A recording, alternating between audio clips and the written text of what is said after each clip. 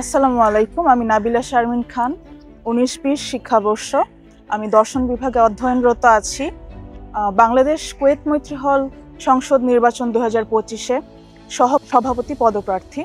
আমি যেহেতু বাংলাদেশ কুয়েত মৈত্রী হলের পক্ষ থেকে কথা বলছি, আমি আমার হলের প্রবলেমগুলি বলতে চাচ্ছি। প্রধানত এখানে আবাসন সমস্যা যেমন আছে, তেমন খাবার দাবারের সমস্যা, পরিবহনের সমস্যা।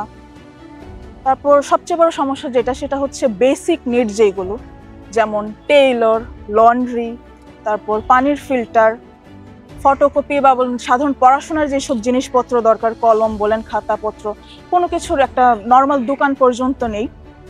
যেই কারণে এই ছোট ছোট জিনিসগুলোর জন্য মেয়েদের বাইরে যেতে হচ্ছে। ফটোকপি করার কোনো প্রয়োজন হলো বা পড়াশোনার কোনো একটা জিনিসপত্রের প্রয়োজন হলো, সেটা আনার জন্য তাদের দূরে কোথাও যেতে হচ্ছে বা ক্যাম্পাস এরিয়াতে যেতে হচ্ছে। যেটা এত দূরের একটা হলের এত দূরে ক্যাম্পাসে যাওয়াটা সেটা একটু কঠিন হয়ে যায়।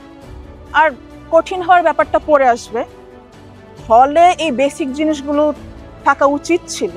এই সর্বনিম্ন যেই জিনিসগুলো প্রশাসন থেকে দেখা দরকার ছিল, সেটার জন্য আমাদের কথা বলতে হচ্ছে। পরিবহন সমস্যার কারণে রিক্সা দিয়ে আসা যাওয়া করতে হয়, অনেকে কষ্ট করে রিক্সা ভাড়া ম্যানেজ না করতে পারার কারণে এত দূরের একটা হল থেকে হেঁটে হেঁটে ক্যাম্পাসে যাচ্ছে। এই ব্যাপারগুলো খুবই দুঃখজনক।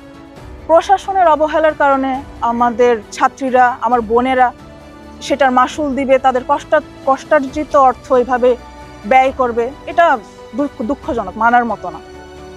আমার হলের বোনরা যদি আমাকে তাদের আস্থার যোগ্য মনে করেন, তাদের মূল্যবান ভোট প্রদানের মাধ্যমে তাদের ভিপি নির্বাচন করেন, প্রতিটি সমস্যা সর্বোচ্চ দ্রুততার সঙ্গে সমাধান করব ইনশাল্লাহ।